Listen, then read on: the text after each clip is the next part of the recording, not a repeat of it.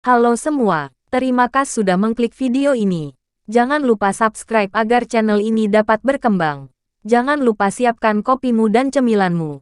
Selamat mendengarkan. Bab 36. Begitu ucapan itu dilontarkan, ekspresi semua orang berubah drastis. Mana mungkin mereka akan melepaskan kesempatan langka untuk menjadi kaya ini begitu saja. Wandi, jangan banyak bicara dengan bocah ini. Jelas-jelas dia iri padamu. Kami semua berbeda dengannya.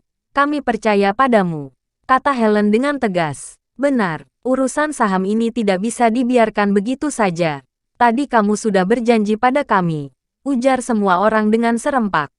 Sambil berbicara, pandangan mereka beralih ke arah Luther dan menatapnya dengan garang. Luther, kuperingatkan ya, jangan menghalangi kesempatan kami untuk menjadi kaya. Kalau enggak, jangan harap aku akan segan-segan padamu.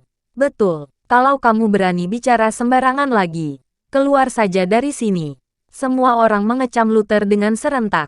Bagi mereka, Luther memang sengaja mencemarkan nama baik Wandi untuk menghalangi mereka mendapatkan uang. Dasar manusia licik, kalian begitu percaya pada Wandi. Ya, pernahkah kalian berpikir, bagaimana kalau dia sedang berbohong? Tanya Luther dengan kening berkerut. Bukan urusanmu, terserah kami mau bagaimana, jawab Kinan dengan mata melotot. Benar, sekalipun kami tertipu, itu adalah hak kami sendiri. Nggak ada hubungannya sama sekali denganmu. Jadi, nggak usah banyak ikut campur, celetuk Helen dengan ekspresi jijik. Mendengar perkataan mereka, Luther lantas tersenyum. Senyuman ini seakan-akan sedang mentertawakan dirinya sendiri, sekaligus menyindir. Sekelompok orang itu, kalau kalian memang ingin menghambur-hamburkan uang, baiklah, anggap saja aku tidak pernah mengatakan apapun. Luther menggelengkan kepalanya sambil membatin. Tidak ada gunanya menasihati orang yang keras kepala seperti ini. Sekelompok orang ini sudah terlalu terobsesi dengan uang. Mereka tidak akan mendengarkan apapun yang dikatakan oleh Luther. Menasihati mereka hanya akan menyia-nyiakan niat baik Luther. Bahkan, Luther sedikit menantikan untuk melihat ekspresi semua orang ini ketika sadar bahwa mereka telah dibohongi. Tutup saja mulut sialmu itu.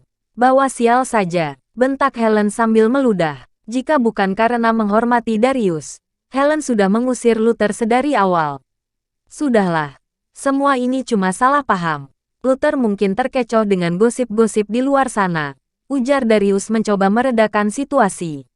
Benar, hanya salah paham. Kok, Edwin tersenyum sejenak, lalu mengalihkan topik. Oh ya, Ariana. Tadi kamu bilang kamu mau membangun perusahaan baru dengan keluarga Kaonata. Bagaimana kondisinya? Begini, aku sudah menjadi mitra keluarga Kaonata dan sudah menandatangani kontrak. 2 hari lagi, perusahaan baru kita akan resmi berdiri dan kami akan mengadakan sebuah acara pembukaan. Kalau punya waktu luang, kalian bisa datang, ucap Ariana sambil tersenyum tipis. Menjadi mitra dengan keluarga Kaonata adalah impiannya selama ini. Oh, benarkah? Bagus sekali. Aku pasti akan datang, ucap Kinan dengan senang. Ariana, nggak kusangka kamu bisa menjadi mitra keluarga Kaonata. Setelah ini, kedudukanmu di Jiloam akan menjadi semakin stabil. Darius yang tampak bangga, ucap. Sebenarnya, semua ini berkat bantuan Wandi. Kalau bukan karena dia menggunakan koneksinya, aku juga nggak mungkin bisa menjadi mitra keluarga Kaonata, kata Ariana sambil mengalihkan pandangannya. Ayah, bukan hanya itu. Hari ini, kakak hampir saja dicelakai Adi.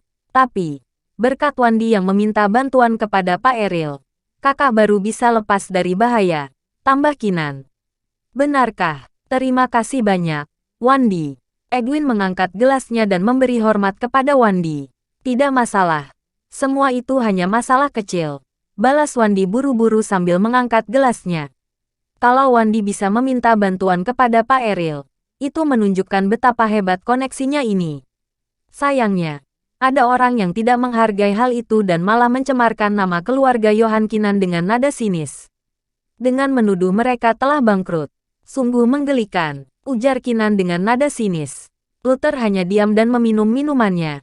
Dia bersikap seolah-olah tidak mendengar apapun. Meskipun mengetahui kebenarannya, Luther malas untuk membeberkannya. Sebab, pada dasarnya tidak akan ada yang percaya padanya. Setelah keluarga Johan bangkrut nanti, maka kebenaran akan terbongkar dengan sendirinya. Sementara itu, para tamu terus bersulang dan suasana menjadi semakin meriah. Luther merasa diabaikan seperti angin lalu. Di sisi lain, Wandi menjadi pusat perhatian dan dikelilingi oleh orang-orang yang begitu ramah terhadapnya. Namun, anggota keluarga Warsono sama sekali tidak menyadari bahwa tujuan mereka tidak akan pernah berhasil.